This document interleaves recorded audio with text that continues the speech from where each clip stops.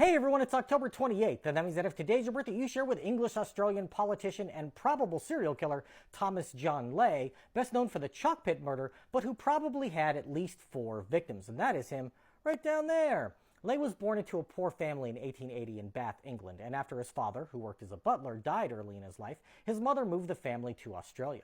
Just 6 years old when they arrived in Sydney, he attended school until age 10, then worked in a grocery store run by his mother.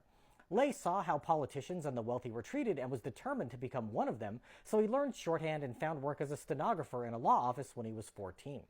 He married a wealthy Englishwoman who had just moved to Australia only 4 years later and became a solicitor in 1914.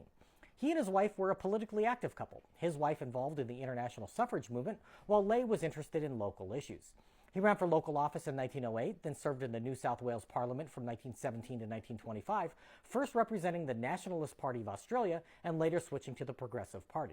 It should be noted that both were staunchly conservative organizations and bear no relation to other parties around the world using similar names. While he was publicly a teetotaler and was nicknamed Lemonade Ley for opposition to the use of alcohol, he supported legislation to make it easier to buy and sell liquor after accepting bribes from local brewers. A few years later, he ran for national parliament and was caught trying to bribe his opponent into dropping out of the race when the opponent revealed Ley's offer. Ley still won the seat and the opponent filed appeals in the courts, but they were dropped when he suddenly went missing. Over the next few years, another one of Ley's public critics was found dead at the base of a cliff, and a man who had been hired to investigate him fell off a boat and drowned. These were all written off as coincidences at the time, but in retrospect seem seriously suspicious.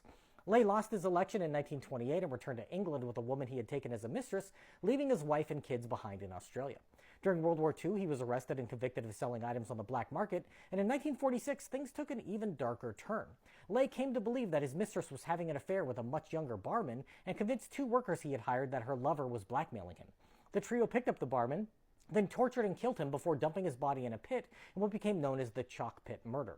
Along with one of his workers, Ley was tried and convicted of murder, both being sentenced to death in 1947.